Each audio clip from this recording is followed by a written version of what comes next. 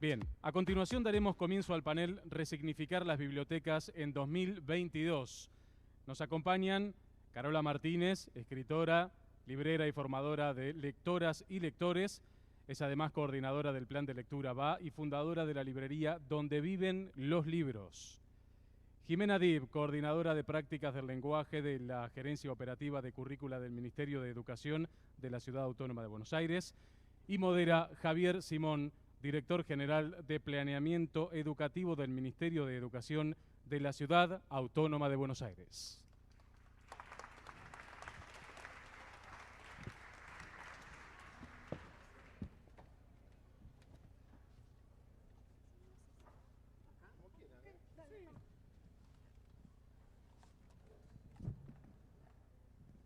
Bueno, buenas tardes a todas, a todos. La verdad es un placer estar en este encuentro. Vamos a tratar de darle una dinámica de conversatorio para hablar un poco sobre qué es leer hoy, cómo leemos hoy, qué lugar tienen las bibliotecas escolares para promover la lectura, la comprensión lectora, cómo conectamos lo que hacemos en las bibliotecas con lo que los diseños curriculares proponen, qué desafíos tenemos hoy en relación a eso.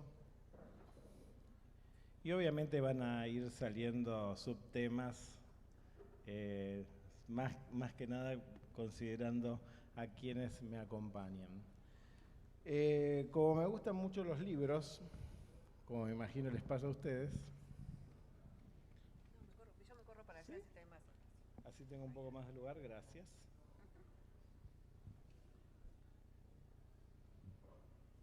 Hace poco me compré este libro, Cómo la puntuación cambió la historia, no sé si lo conocen, de Borg Mikkelsen, y uno que seguro que lo conocen, que es Roger Chartier, el pequeño Chartier ilustrado.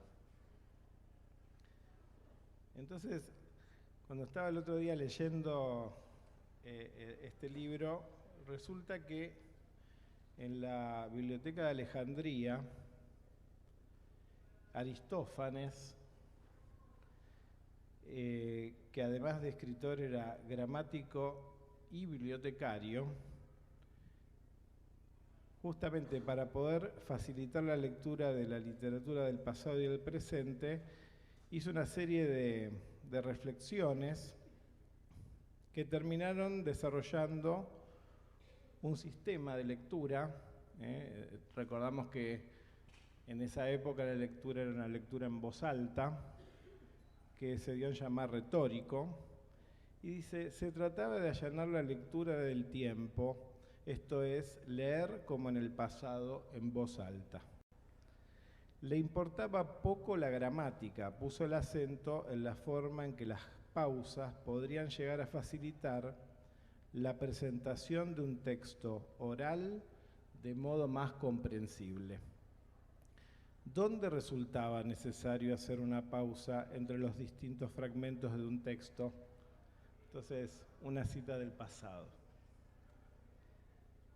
Y el otro día, viendo en este pequeño Chartier ilustrado, que es un breve diccionario del libro, la lectura y la cultura escrita, en la entrada sobre biblioteca, hace toda una reflexión respecto a las colecciones digitales. ¿Qué pasa con las colecciones digitales y si eso pone en amenaza o no la existencia de las bibliotecas?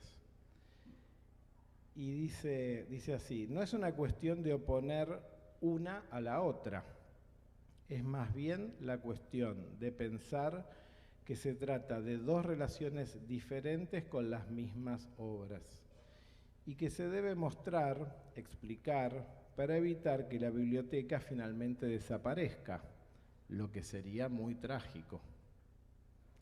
Pero hay que defender la importancia de la biblioteca, no solamente en relación a un posible análisis acerca de cómo las formas materiales afectan a la construcción del sentido, sino también porque la biblioteca puede ser a la vez un lugar de aprendizaje, inclusive del mundo digital y de sus peligros, y un espacio de sociabilidad en el cual se mantiene una relación con la cultura escrita a través del intercambio de la palabra.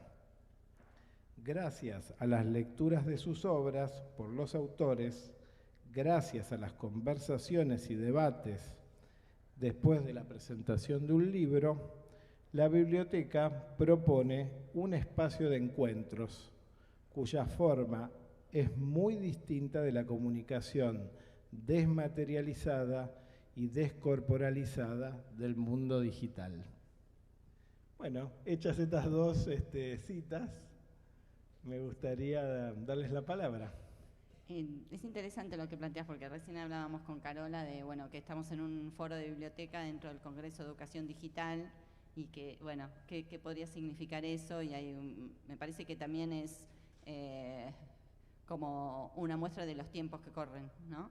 Y qué lugar tiene la lectura y el trabajo en la biblioteca en este contexto de sobresaturación y circulación de información en Internet, ¿no?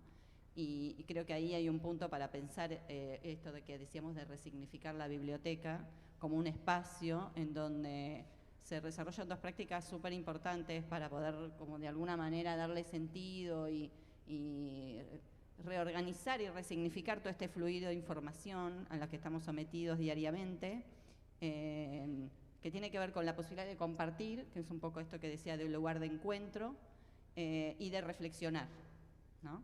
Esas dos prácticas centrales que aparecen en el diseño curricular todo el tiempo en relación con la lectura, la dimensión social de esta práctica y también la dimensión personal de la reflexión, son centrales, y hay ahí un espacio súper necesario que tiene que ver con lo que sucede en la biblioteca, ¿no? En la biblioteca, dentro y fuera de la biblioteca, no pensar la biblioteca como un espacio donde uno entra a la biblioteca, sino como esa práctica relacionada con la lectura tiene lugar, ¿no? Sí, también yo vengo ahora justito de una mesa que estuvimos con Mariela Méndez, la súper recién estrenada directora de la Biblioteca de Docentes, y estuvimos hablando un poco acerca de cuál es el papel de las bibliotecas en las escuelas. Y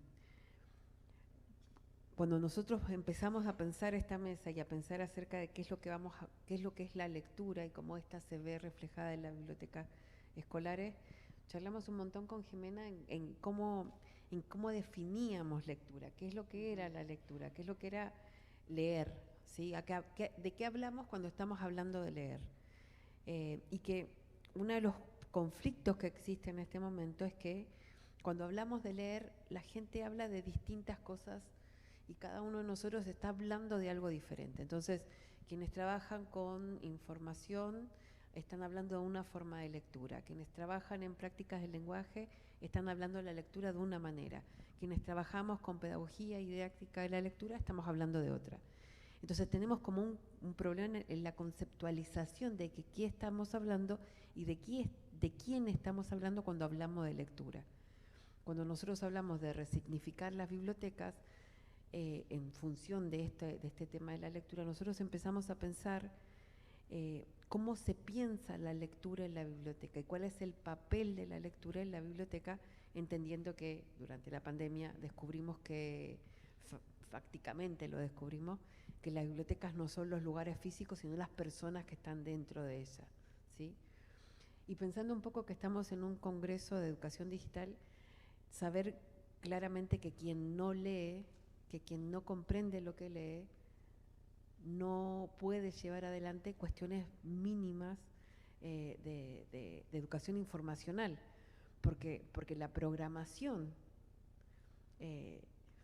tiene que ver con la comprensión de lo que estoy leyendo. De hecho, este libro que vos mostrabas, que es un libro que habla sobre la importancia de la puntuación, yo cada vez que doy talleres y cursos sobre escritura, hago hincapié con los chicos y las chicas, y con los adultos cuando están presentes, de que la gramática y la ortografía es lo que es para el lenguaje la programación, el lenguaje de la programación, y que quien entiende gramática y ortografía puede ser dueño de la forma de leer fluidamente y también dueño de la programación de este lenguaje, del lenguaje que permite que yo pueda leer.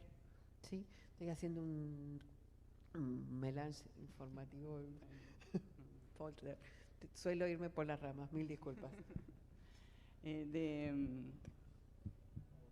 Sí, desde la propuesta del diseño curricular, y esto tiene que ver también con cómo se concibe la lectura como práctica sociocultural, hay una necesaria integración de las prácticas, ¿no? Claro. Hablamos de leer como escritor, escribir como lector, qué pasa con los intercambios orales antes y después de la lectura, porque la lectura no es solo ese momento de pasar los ojos por el papel, Claro. sino también todas las relaciones que se realizan a través del lenguaje y que nos permiten, también esto tiene que ver con resignificar la biblioteca, ¿no? Como un espacio de sociabilización y de encuentro con la cultura escrita, con las culturas escritas, mejor dicho, de establecer distintas relaciones con ese mundo, ¿no? Que nos viene a través de los textos, ya sea el mundo de la literatura, también como el mundo social y el mundo, por ejemplo, de los medios de comunicación que necesitan una lectura. Yo estoy como en ese tema un poco como opinión fijo, pero me parece muy importante cómo poder introducir de a poquito, y la biblioteca me parece un espacio central, en tanto centro de información también, la lectura crítica a los medios de comunicación, ¿no? Y de la información que circula sobre todo en las redes sociales, ¿no?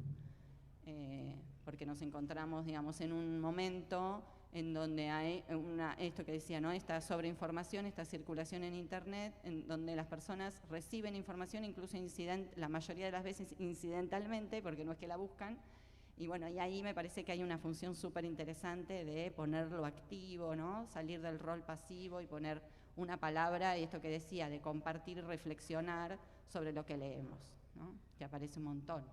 Las interrumpo un segundito como para quizás ordenarnos un poco a partir de esta primera vuelta. Sí. Por un lado tenemos en el sistema educativo, tenemos las bibliotecas escolares, no todos los niveles tienen, pero sabemos que la lectura necesitamos promoverla desde el nivel inicial.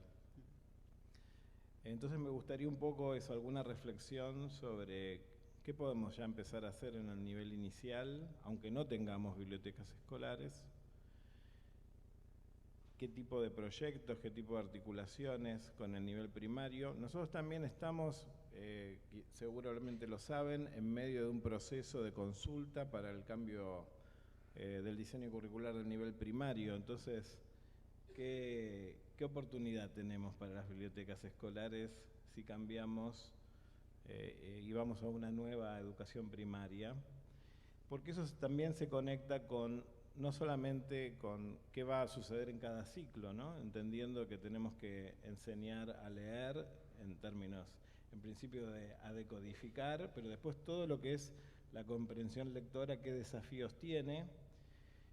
Y finalmente, también les agrego algo más, en la década del 70, de los 80, autores como Pierre Bourdieu reconectaban mucho en los consumos culturales, en particular también la literatura, a cierto capital cultural que estaban asociados a determinadas clases sociales.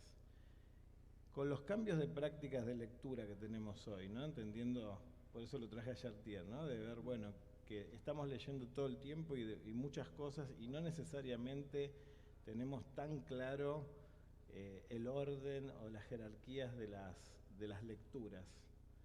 ¿Qué reflexiones podemos hacer, ¿no? En relación a esos capitales culturales nuevos que estamos construyendo en las distintas clases sociales? ¿Sí? Y cómo la escuela está conectado con eso. Porque ya no tenemos un canon tan clásico como teníamos en la década del 70, por ejemplo. Así que bueno, pero empecemos con nivel inicial. Dale. Yo retomo un Perdón, poco. hago muchas preguntas juntas. Yo retomo un poco lo que decías vos, Jimé. Bueno, voy a ir a responder tu pregunta. Nosotros, desde el plan de lectura, tenemos todo un trabajo en el nivel inicial, pero antes quería hacer la salvedad de que quienes estudian bibliotecología estudian también ciencias de la información. Entonces, son los bibliotecarios escolares en este caso, quienes tienen como una mirada muy crítica acerca de la información y del proceso de circulación de la información. O sea, si yo estuviera en la escuela en este momento y tuviera que ir a pedirle a alguien que me ayude, por ejemplo, a hacer todo un trabajo sobre los medios de información, sobre los diarios, las noticias, iría directamente a los bibliotecarios escolares, porque parte de su formación profesional es estudiar unidades de información. Claro. Por otro lado, también esto que decías vos, Javier, de dónde está la lectura. Nosotros partimos del concepto de que todos y todas somos lectores, que lo que ocurre durante la escuela es un proceso de alfabetización para poder ingresar a la cultura escrita, pero que realmente los bebés, desde que entran al jardín a los 45 días, ya son lectores y lectoras, y entonces en ese sentido deben ser tratados como lectores y lectoras y deben tener material acorde a su lectura. Nosotros tenemos trabajos en jardines donde leemos materiales que son catalogados para adultos, no para adultos, pero sí para más grandes, con bebés muy pequeños, porque la lectura con los niños y las niñas tiene que ser pensada como un acto cotidiano, ¿sí? Y en ese sentido, la tarea con los jardines, aun cuando no tengan una biblioteca escolar, estamos trabajando específicamente para eso con el plan de lectura, tienen una tarea muy fuerte de lectura. Una gran parte de las horas del día están leyendo. No leyendo convencionalmente porque todavía no tienen el ingreso a la cultura escrita, pero sí leyendo las ilustraciones, leyendo los materiales que les llegan, porque además los niños y las niñas leen las caras, leen la gente, leen los humores, ¿no? Sí, además, bueno, también desde el diseño curricular de prácticas del lenguaje hay una continuidad de las prácticas de lectura desde el nivel inicial hasta el, digamos, secundario. Y con una idea que es como una idea base, que es como un supuesto, digamos, de punto de partida, que es considerar a las infancias como lectores y escritores plenos. Está en la línea de lo que plantea Carola. Y esto quiere decir que supone reconocerlos en su capacidad de interpretación de ese mundo, puede ser ficcional o no, que se le está compartiendo a través de la lectura de la maestra o el maestro. Y que puede poner en juego estrategias lectoras aun cuando no lea convencionalmente, ¿no? Esto en relación también con esto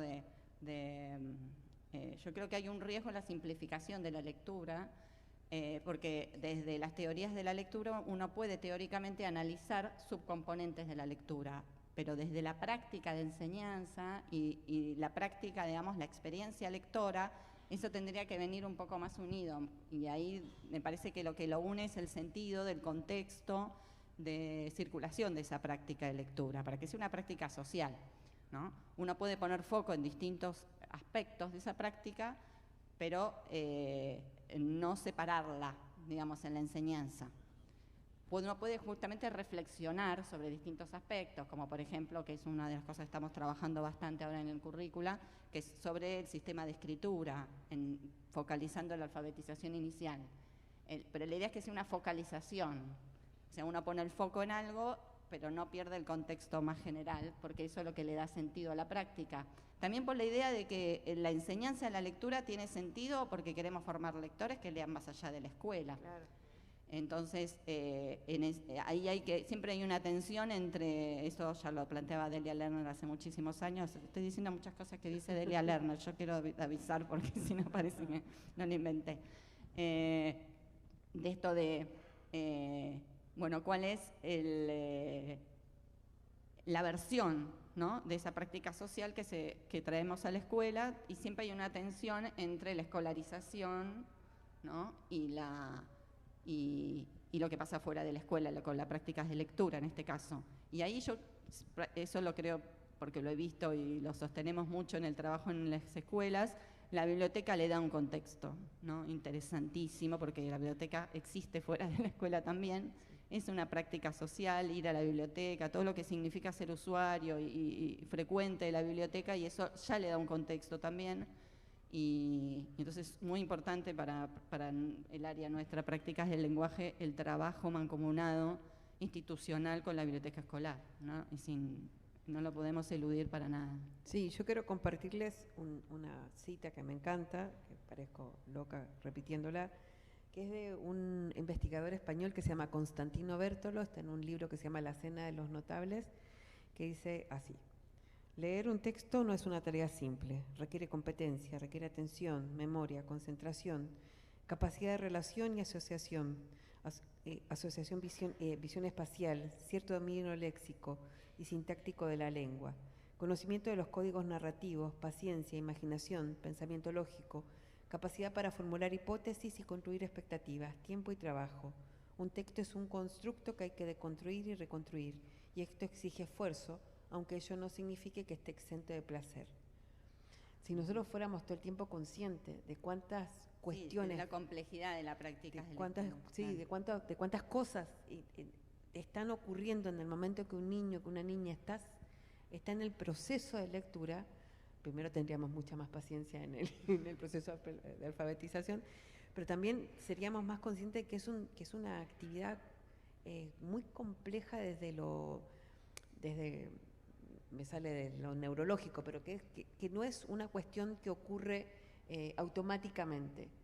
Y tendríamos como un poco más permitiríamos que ocurriera más lentamente. Yo entiendo que hay tiempos de la escuela que te exigen rapidez, pero también tenemos que ser conscientes que estamos haciendo algo muy complejo, que esto que está ocurriendo es casi milagroso, ¿sí? Bueno, pero tenemos a favor que justamente desde la didáctica y la pedagogía podemos ir haciendo aproximaciones sucesivas y necesitamos que estén alfabetizados rápidamente, en el sentido de no tener, como a veces sucede, tener alumnos en cuarto grado que todavía les está costando mucho decodificar. Tendríamos que tener alumnos que entonces la decodificación les diera un primer paso para poder avanzar en todas esas otras complejidades que tiene la lectura, porque necesitamos también que vayan viendo géneros más sofisticados, Total. jerga más sofisticado, construcciones gramaticales más complejas, que les abran las posibilidades a poder entrar en el mundo de las disciplinas, ¿no? Que sabemos también que están procesadas didácticamente. Entonces, eso cómo lo podemos hacer desde el nivel primario y profundizarlo en el secundario, porque también me gustó eso que dijiste de la cita al final, de cierto carácter de goce, ¿no? A los que nos gusta leer, aún cuando estamos a veces leyendo cosas muy hasta crípticas, encontramos en desentrañar esos sentidos algo que nos genera un placer, que nos hace ir por más. Entonces, justamente esta idea de comunidad de lectores, comunidad de escritores, trasciende el aula, y entonces, claro, la biblioteca escolar y las otras bibliotecas, y las digitales también, es como que pueden ser parte de nuestro universo. Y eso es un universo que quienes disfrutamos la lectura y estamos permanentemente buscándola, termina siendo como el agua para el pez. Es algo que no vemos, lo tenemos como incorporado. Claro, lo que pasa con las prácticas es que se naturalizan, Sí.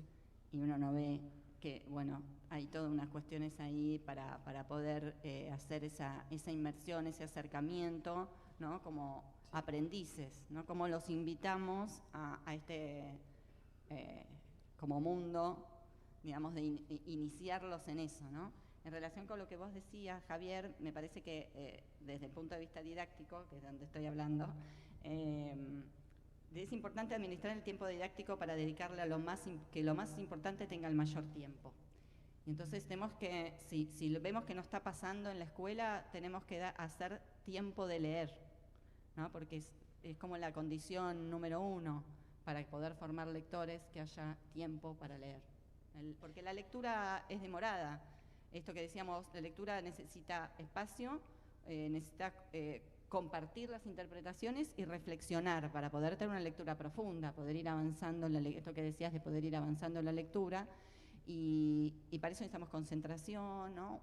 Un tiempo, no solo tiempo de dedicarle tiempo de las horas, sino un modo de habitar ese tiempo diferente de esto que estamos más acostumbrados en este mundo actual, que es muy rápido, ¿no? Todo cortito, TikTok.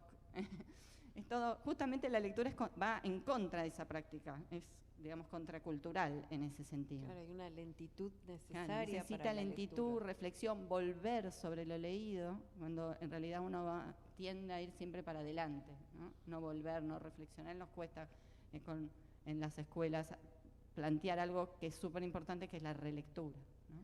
Porque además hay que poner en tensión algunos supuestos. Por ejemplo, vos, Javier, decías que encontramos un placer, pero ese placer no es goce, no es disfrute, es un placer que está también asociado al esfuerzo, a tener que revisar, a tener que volver, a tener que reflexionar acerca de algo. Y como estas palabras están como muy sucias, ¿sí? Se asocia placer a cosas que te gustan, como a pasarlo bien. Y hay momentos en que uno está leyendo donde no lo está pasando bien, porque tenés que volver sobre el tema. O sea, leer un texto farragoso no es placentero en sí mismo, no es entusiasmante, pero sí requiere esfuerzo. Hay un texto hermoso de María Teresa Andrueto en La Otra Revolución, Leer La Otra Revolución, que habla acerca del esfuerzo. De la dificultad. Claro, el elogio a la dificultad. Porque hay, o sea, también tenemos que enseñar a pasar por la dificultad, a que las cosas a veces se nos van a ir cuesta arriba y hay que meterle. Vivimos en una cultura en donde lo que tiene que hacer es que todo te tiene que ser fácil, te tiene que ser rápido. Y la lectura te exige otro cuento. Es como si entraras en otro mundo, como si te metieras debajo del agua, ¿sí? Te exige bucear. Y cuando uno bucean con otra presión, ¿sí? Y si yo soy un docente que quiero trabajar con el bibliotecario o la bibliotecaria, quiero llevar a mis alumnos, mis alumnas, quiero hacer proyectos en la biblioteca, quiero que también se enfrenten a ese esfuerzo, pero también quiero que sientan que pueden sumergirse en ese mundo.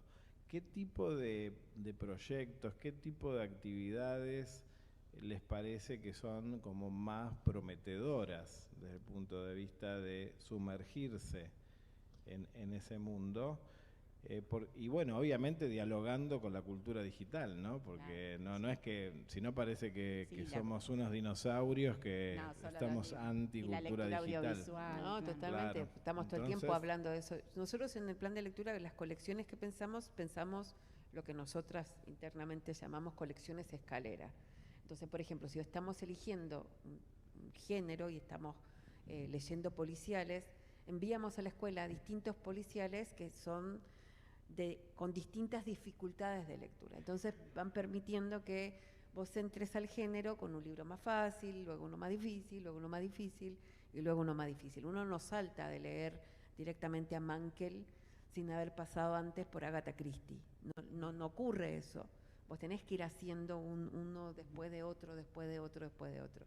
Entonces, lo que nosotros proponemos es ir descubriendo cuáles son esos libros escalera, cuál es el que te obliga, porque te dan ganas de seguir adelante. Y desde Práctica del Lenguaje están todo el tiempo haciendo eso. Sí, armando recorridos de lectura, que ya es algo que hace unos años era como algo que se estaba tratando de instalar y ya me parece que en las escuelas está mucho más instalado esta idea de, bueno, no ir leyendo aisladamente distintos textos, que lo que más ayuda a la formación del lector es armar un trayecto, un itinerario de lectura. Ahí hay un vínculo entre la biblioteca y lo que pasa en el aula, porque a veces la bibliotecaria lee una obra y la maestra otra, pero se pusieron de acuerdo porque forman parte del mismo recorrido de lectura, y para los chicos es como en estéreo, ¿no? La lectura. Eso es una condición muy Por lo menos eso en el importante nivel primario está absolutamente aceitado. O sea, las bibliotecas de primaria son bibliotecas muy poderosas, muy fuertes, y eso lo tienen pensado, el trabajo docente. Al meter las cajitas, sí, el docente uno va a la biblioteca y ya ve las cajas por tuc, tuc. autor, por género o temáticas. Las propuestas también que llegan del ministerio siguen esa lógica y dialogan con ese material que está en las bibliotecas y los va nutriendo. Entonces es algo que está bastante Está muy orientado. aceitado. Nosotros estamos trabajando para que eso exista también en los otros niveles. Y también que haya distintas modalidades de lectura, ¿no? Porque también esta idea, ¿no? Leer, son prácticas de lectura, es plural la práctica. Y hay distintas modalidades de lectura, distintos propósitos de lectura. Una cuestión también para pensar la lectura y resignificarla o volverla a significar es no olvidarnos de la diversidad, ¿no? Como una realidad no solo social, sino también de las prácticas sociales de lectura.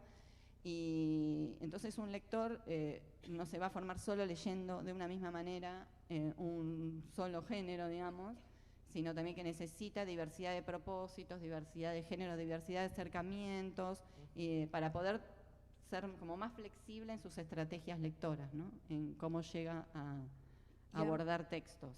Y intuitivamente los lectores y las lectoras saben eso. Cuando un niño o una niña va, por ejemplo, a una biblioteca en primaria y tiene un ratito en el recreo, no va a leer una novela, va directamente a los libros informativos que te exigen una forma de lectura distinta. Entonces vas a un informativo y puedes mechar, como puedes... leer salteado, escanear, ¿sí? ¿no? Eso te lo permite ese tipo de lectura. Y lo saben casi intuitivamente, y si hay una buena bibliotecaria, lo hace mucho más fácil, porque tenés ubicado esos libros que son los que tenés que agarrar a la pasadita.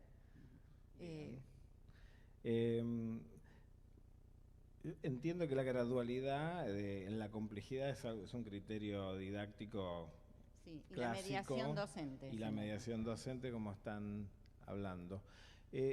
Igual si yo hiciera una analogía, ¿no? Sigo con el ejemplo tuyo de Agatha Christie, recuerdo una época que enseñaba sociología en la Universidad de Buenos Aires, que estaba muy... me acuerdo que tenía un recuerdo de una película que se llama Testigo en Peligro, porque justamente me permitía hablar de procesos de socialización, y cuando 20 años después intento mostrarla, me doy cuenta que es una película muy tediosa.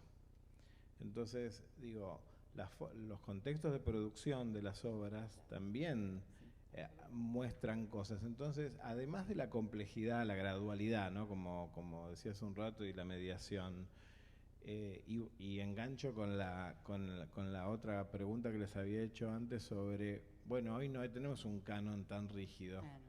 Entonces, ¿cómo combinamos las literaturas de las distintas épocas para que justamente esas primeras experiencias no solamente sean más sencillas, sino que puedan ser también más atrapantes? Yo creo pero que tampoco sean necesariamente el punto final. Claro, yo tengo ahí una porque hay vinos que con los años se ponen mejores. Sí, pero hay algunos textos que envejecen muy mal, hay otros textos que no envejecen, ahí también está el poder de yo odio decir buena literatura, pero bueno, de la buena literatura, pero también yo tengo una tensión fuerte con eso, porque por un lado pienso que hay textos que envejecen muy mal, pero también forman parte de la conversación cultural, y que si vos no entrás en esa conversación cultural, un poco sos un borde, estás por fuera. Si yo no conozco de qué trata el Martín Fierro, si yo nunca leí El Matadero, hay algo de la conversación de la literatura argentina que me estoy perdiendo, que es una de mis peleas con los clásicos, con los libros, con los cuentos clásicos para los niños y las niñas. Dejar afuera a los niños y las niñas, por la razón que sea, porque ahora se supone que son machistas, o porque antes eran muy duros, o por lo que razón que sea, vos estás dejando afuera a los niños y a las niñas de una conversación. Los libros en realidad y las bibliotecas son grandes conversaciones, son un montón de gente charlando entre sí. Si vos no permitís que alguien ingrese y que yo diga y soplaré, y todos saben de qué estoy hablando, y yo dejo fuera a los niños porque no quiero contarles los 3 cerditos por la razón que sea, los estoy dejando al borde, los estoy sacando. Entonces yo tengo esa tensión de, hay libros que envejecen muy mal y que estaría re bueno que empezáramos a olvidarlo, pero por otro lado forman parte de una conversación cultural que yo no puedo dejar afuera a la gente, no puedo dejar afuera a los niños y a las niñas. Sí, estoy de acuerdo. Esta discusión se da bastante fuerte en secundaria, especialmente por estas cuestiones del libro del buen amor. Hay como algunos que que los puedo nombrar y todos dicen, sí, la metamorfosis, el relato de un náufrago, ¿no? Cada parte tienen un grado, hay algo... Sí, yo creo que el canon sigue funcionando, está vivito y coleando, pero también hay muchos años de discusión en didáctica de la literatura, bueno, replanteo, que ahí también es un aspecto también de esta resignificación de las bibliotecas, ¿no? Donde aparecen, que en secundaria tiene su complejidad. Nosotros trabajamos mucho con autoras y autores argentinos contemporáneos, y pensamos en esto, en poner en diálogo, ¿no? Cómo armar un recorrido de lectura que ponga en diálogo el Martín Fierro con un poema actual sobre el Martín Fierro, ¿no? Para poder darle otro, en esto lo que tiene de potente el recorrido es que yo puedo ir a una obra clásica, pero llegando desde otro lado, y no como canónicamente, ¿no? Porque el canon también tiene que ver con una sacralización del texto y de la interpretación, tiene una manera de interpretar esas obras. Lo mismo pasa con el Quijote, ¿no? Eso, la posibilidad de no leerlo completo o no leer, eso también es una discusión en secundaria, ¿no? ¿Qué hacemos con las obras? Y podemos empezar a leer una y dejarla de leerla por partes. Pero lo que vimos también es que los autores actuales tienen una llegada muy fuerte a los chicos en la secundaria, ¿no? Incluso porque la obra transcurre a la vuelta de su casa, digo a veces, por el forma del lenguaje. Hay una autora que yo sigo mucho que es Paula Tomasoni, que además es capacitadora y es profesora de secundaria, que ella dice que las obras actuales lo que tiene compartido es una forma de la imaginación, ¿no? Y eso acerca mucho. Nosotros queremos, ¿qué sería leer literatura, ¿no? Poder, cuando uno lee literatura, tiene que imaginarse la obra que lee. Y entonces ayuda mucho a formar lectores literarios cuando está compartido las formas de hablar, ¿no? Esta literatura que a veces sucede en chat, con mucho género híbrido, que es más actual, y en lugares y formas de pensar y de ver el mundo con lo que las y los adolescentes se sienten más como identificados, pero más cercanos, ¿no? Entonces a partir de ahí hay gancho, y a partir de ahí podemos seguir leyendo, y podemos terminar leyendo cualquier cosa, claro. Porque no hay límite en ese sentido. Sí, yo igual tengo algunas tensiones. Yo me dedico a problematizarme a mí misma con estas cosas. Porque también siento que hay una cuestión del mercado, de estar acercándote todo el tiempo a autores contemporáneos que te pueden ir a visitar a la escuela. Sí. ¿Sí? Y yo hago una defensa muy fuerte de los libros traducidos, de que los chicos y las chicas conozcan otras culturas, conozcan otras lenguas, otras formas de armar las frases en otros idiomas.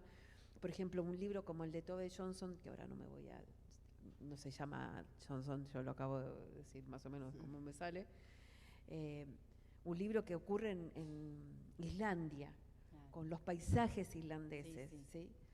Que no tienen nada que ver con lo que ocurre en Caballito.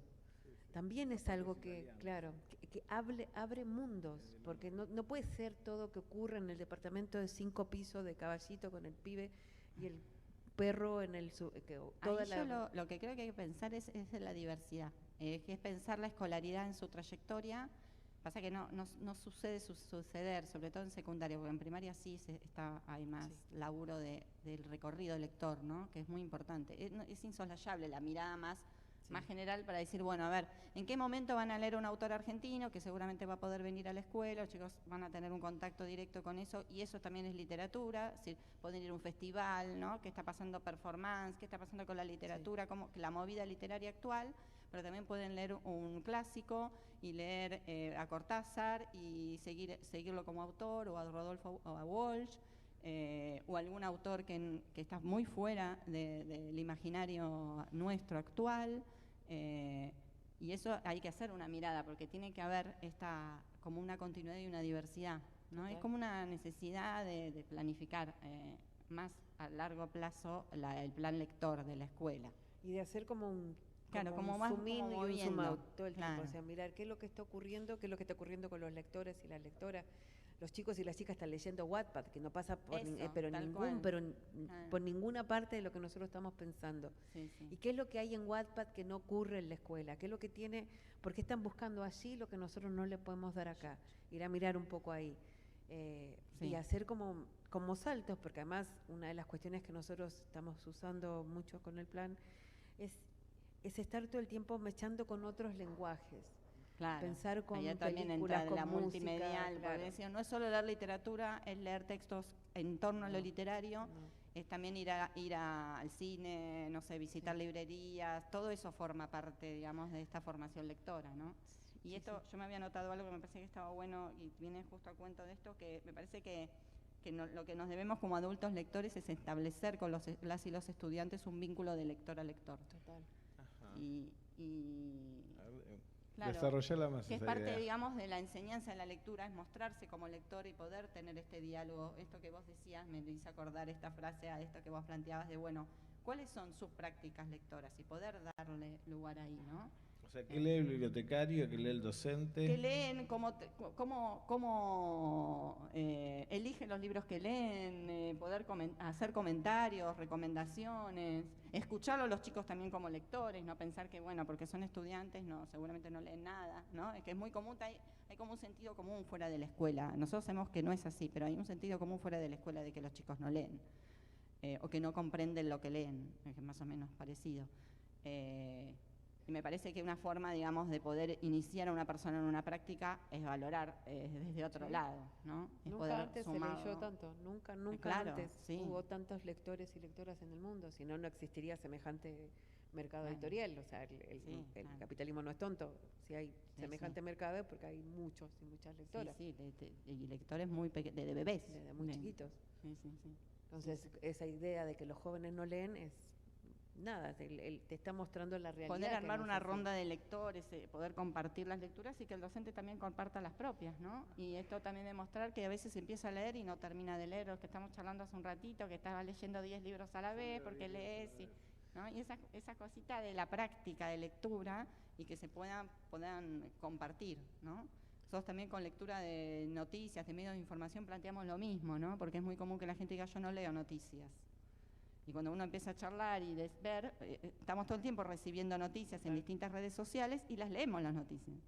Y eso solo se puede empezar a reflexionar si uno comparte las prácticas de lectura.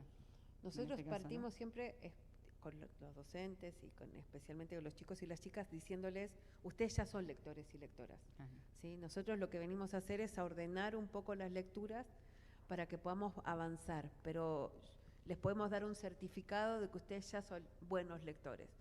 Y eso relaja un montón porque además hay un texto increíble de Graciela Montes en Indicios, Buscar Sentidos, el de Babel, que se llama El espacio social de la lectura, Sí. donde Graciela Montes dice que lo que ocurre con la lectura es que siempre estamos buscando un otro momento donde la gente leyó más, pero que ese momento no existe, porque tampoco existía hace un tiempo. Es como un lugar paradisíaco donde los niños y las niñas se dedicaban a leer, un momento que no existió nunca. Y que realmente este es un momento donde se lee y que uno tiene que empezar a decir, no necesitas leer el Ulises de Joyce para poder ser un buen lector. No hay un certificado, no hay un cosito que diga, usted es un excelente lector porque tiene estos libros canónicos. La lectura, porque en realidad lo que ocurre es que esto que decía Jimena, nosotros queremos que la gente lea y salimos al mundo a evangelizar con la lectura, porque lo que nosotros queremos es que existan ciudadanos críticos y que En definitiva, hay una está. cuestión ahí que tiene que ver con esto, ¿no? Con la inserción en la vida social y la formación ciudadana, ¿no? Como horizonte y como realidad presente, porque tampoco es un futuro, y esto también tiene que ver con ver la lectura y la escritura como prácticas sociales, ¿sí? ¿Qué pasan aquí y ahora? ¿No? En este momento. Claro. ¿Cómo se lee un ¿Cómo se puede contrato? hacer de la biblioteca, del aula, un espacio de práctica social, de comunidad de lectores? Y supongamos que soy un docente ávido que quiero reactivar, y me quiero reactivar también yo, ¿no? Claro. O sea, además de ir a hablar en la librería X, o que son las que suelo ir, ¿qué otras formas, no? Estoy en un congreso de educación digital.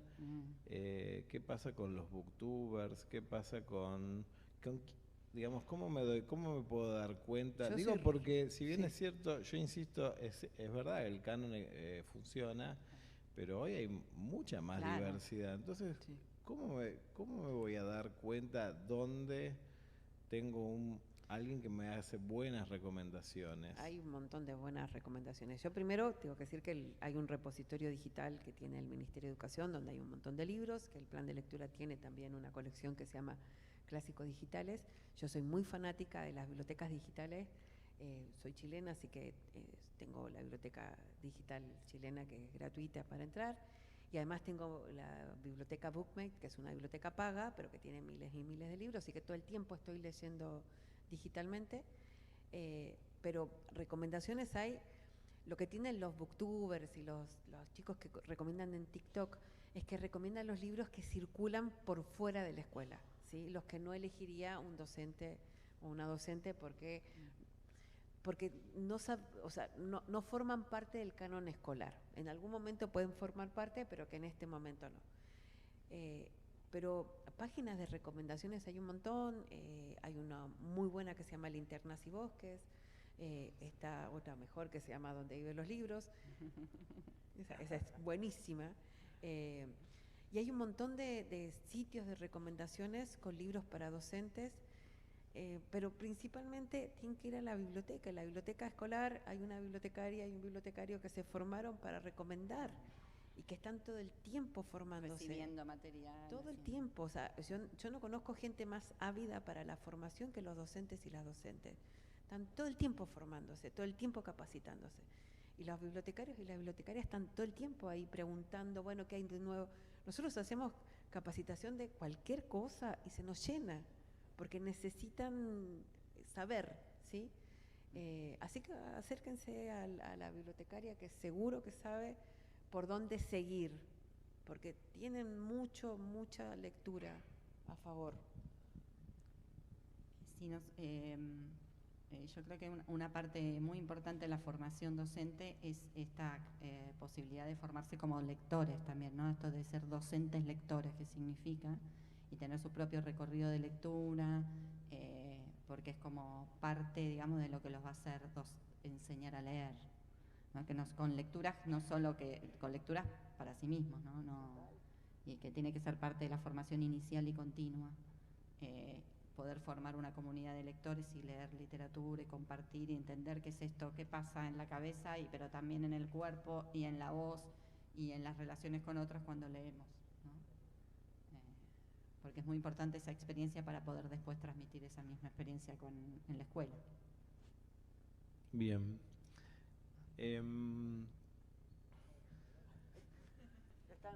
Estamos terminando. Sí.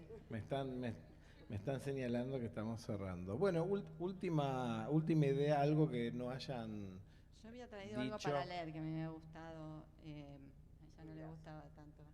Lo que pasa es que yo les voy a decir, yo soy fanática, enferma, loca de Darton y Chartier, ¿sí? Pero loca, sí, loquita. Y Irene Vallejo, que está muy bien su libro. Voy a leer una parte del Infinito en un junco, lo conocerán, es hermoso este libro. La invasión de los libros en el mundo antiguo. Por esto de, bueno, ¿qué es esto? Ahora, la lectura en voz alta, la lectura silenciosa, cómo se leía antes, cómo se leía ahora, hay como una idea de, que como no pensamos con la lectura y escritura como una práctica social, pensamos que siempre fue igual, ¿no? Que no, cuando pensamos en el pasado y como que pensamos que pasó lo mismo, que siempre pasó lo mismo, y la verdad que no sucedió justamente así, porque todo el tiempo están cambiando las prácticas de lectura y escritura, por eso son prácticas socioculturales. En esta parte la autora habla justamente de este milagro, un poco lo que decía al principio, sobre el milagro de la lectura en voz alta. Dice: hablemos por un momento de ti, que lees estas líneas, ahora mismo, con el libro abierto entre las manos. Te dedicas a una actividad misteriosa e inquietante, aunque la costumbre te impide asombrarte por lo que haces. Piénsalo bien, estás en silencio recorriendo con la vista hileras de letras que tienen sentido para ti y te comunican ideas independientemente del mundo que te rodea ahora mismo. Te has retirado, por así decir, a una habitación interior donde te hablan personas ausentes, es decir, fantasmas visibles solo para ti, en este caso mi yo espectral, y donde el tiempo pasa al compás de tu interés o tu aburrimiento. Has creado una realidad paralela parecida a la ilusión cinematográfica, una realidad que depende solo de ti. Tú puedes en cualquier momento apartar los ojos de estos párrafos y volver a participar en la acción y el movimiento del mundo exterior. Pero mientras tanto permaneces al margen, donde tú has elegido estar. Hay un aura casi mágica en todo esto. Pero no creas que siempre ha sido así. Desde los primeros siglos de la escritura hasta la Edad Media, la norma era leer en voz alta, para uno mismo o para otros, y los escritores pronunciaban las frases a medida que las escribían, escuchando así su musicalidad. Los libros no eran una canción que se cantaba con la mente, como ahora, sino una melodía que saltaba a los labios y sonaba en voz alta. El lector se convertía en el intérprete que le prestaba sus cuerdas vocales. Un texto escrito se entendía como una partitura muy básica y por eso aparecían las palabras una detrás de otra en una cadena continua, sin separación ni signos de puntuación. Había que pronunciarlas para entenderlas. Solía haber testigos cuando se leía un libro. Eran frecuentes las lecturas en público y los relatos que gustaban iban de boca en boca. No hay que imaginar los pórticos de las bibliotecas antiguas en silencio, sino invadidos por las voces y los ecos de las páginas. Salvo excepciones, los lectores antiguos no tenían la libertad de la que tú disfrutas para leer a tu gusto las ideas o las fantasías escritas en los textos, para pararte a pensar o a soñar despierto cuando quieras, para elegir y ocultar lo que eliges, para interrumpir o abandonar, para crear tus propios universos. Esta libertad individual, la tuya, es una conquista del pensamiento independiente frente al pensamiento tutelado y se ha logrado paso a paso a lo largo del tiempo. Está bueno, ¿no? Está bueno. Y yo para terminar voy a citar a mi maestra Laura de Betash con su libro que todos tenemos que leer en algún momento, que se llama La construcción del camino lector. El camino lector personal no es un camino de acumulaciones ni es un camino recto. Consta de entramado de textos que vamos guardando. Unos van llamando a otros y en ese diálogo de la persona con el texto se teje una trama propia, un piso para el viaje que no es difícil de hacer crecer una vez que se descubre y se valoriza. Muchos de nosotros nos percibimos como no lectores, y la ansiedad por llegar a ser lectores, por cumplir con imperativos no siempre claros, nos lleva a contabilizar solo lo que leímos o no leímos, según cánones escolares, académicos, generado en base a normas discutibles. Sin embargo, la mayoría de las personas no carecemos de lecturas realizadas, y ampliamos los conceptos de lectura, si ampliamos los conceptos de lectura y de lector. Permanentemente hacemos diversas lecturas de la realidad, o a través de la escuela o en situaciones no formales que no se valoran por considerarse sistemáticas o eventuales. Algún texto que nos impactó, fragmentos de poemas o poemas enteros, frases que quedan en la memoria, lecturas imprecisas que no recordamos, pero que ocupan espacio e intervienen en la dialéctica entre el lector y el texto. Me refiero a la más elemental de las escrituras y a la más elemental de las lecturas.